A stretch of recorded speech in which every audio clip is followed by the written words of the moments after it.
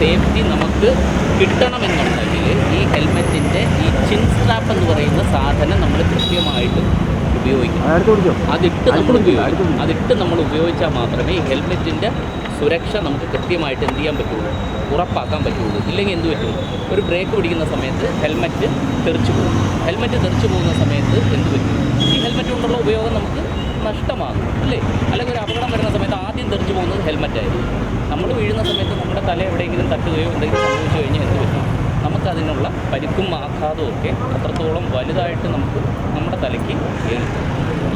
ഇതൊക്കെ എല്ലാവർക്കും അറിയാം, നിയമം എല്ലാവർക്കും അറിയാം, ഇങ്ങനെ ചെയ്യണമെന്നറിയാം. അതുകൊണ്ടാണല്ലോ ഇദ്ദേഹം ഹെൽമെറ്റ് വെച്ച് വന്നത്. പക്ഷേ എങ്ങനെ ഉപയോഗിക്കണം, അത് നമുക്ക് സുരക്ഷ എങ്ങനെയാണ് തരുന്നത് എന്നുള്ളതിൻ്റെ കൃത്യമായിട്ടുള്ള ആ രീതി എങ്ങനെയാണെന്നുള്ളത് നമ്മൾ മനസ്സിലാക്കാതെ നമ്മൾ ഉപയോഗിക്കുന്നത് കൊണ്ടാണ് നമുക്ക് ഈ അപകടങ്ങളിൽ പരിക്കുകൾ ഏൽക്കുന്നത്. അതിൻ്റെ ആഘാതം എന്ന് പറയുന്നത് വളരെയധികം വലുതായി പോകുന്നത്. അതുകൊണ്ട് ഇപ്പോൾ ഈ വീഡിയോയും അല്ലെങ്കിൽ സോഷ്യൽ മീഡിയയിൽ വരുന്ന കാര്യങ്ങളും അതല്ലെങ്കിൽ നിയമപരമായിട്ട് നമ്മുടെ ഉദ്യോഗസ്ഥർ തന്നെ, ബഹുമാനപ്പെട്ട ഗതാഗത വകുപ്പ് മന്ത്രി, ട്രാൻസ്പോർട്ട് കമ്മീഷണർ അദ്ദേഹമൊക്കെ പലപ്പോഴായി വീഡിയോകളിൽ സുരക്ഷാ നിർദ്ദേശങ്ങളൊക്കെ തന്നിട്ടുണ്ട്. ഈ നിർദ്ദേശങ്ങളൊക്കെ നമ്മൾ കേട്ട് നമ്മൾ അതൊക്കെ പാലിക്കാനായിട്ട് തയ്യാറാവണം. എന്നാൽ മാത്രമേ നമുക്ക് സുരക്ഷിതമായിട്ട് റോഡിലൂടെ വണ്ടി ഓടിച്ച് പോകാൻ പറ്റുള്ളൂ.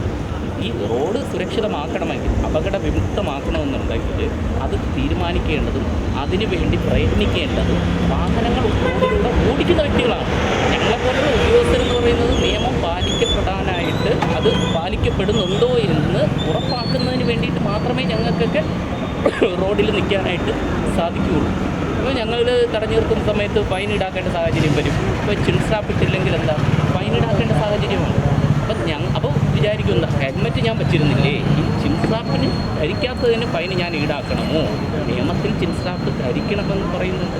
അത് വണ്ടി ഓടിക്കണം, നമ്മൾ എന്ത് ചെയ്യണം, അത് പാലിക്കണം. അത് പാലിക്കാതെ വരുമ്പോഴാണ് ഞങ്ങൾക്ക് എന്ത് ചെയ്യേണ്ടി വരിക. അതേ നമ്മൾ പറഞ്ഞിട്ട് ബോധവൽക്കരിക്കണം. എന്നിട്ട് മനസ്സിലാക്കാത്തവരോടാണ് നമ്മൾ എന്ത് ചെയ്യുന്നത്, നിയമ നടപടികൾ സ്വീകരിക്കുന്നത്. പുതിയ വാർത്തകളും വിശേഷങ്ങളും ഇനി വിരൽ തുമ്പിൽ. എല്ലാ ഡിജിറ്റൽ പ്ലാറ്റ്ഫോമുകളിലും ഇപ്പോൾ സീ മലയാളം ന്യൂസ് ലഭ്യം.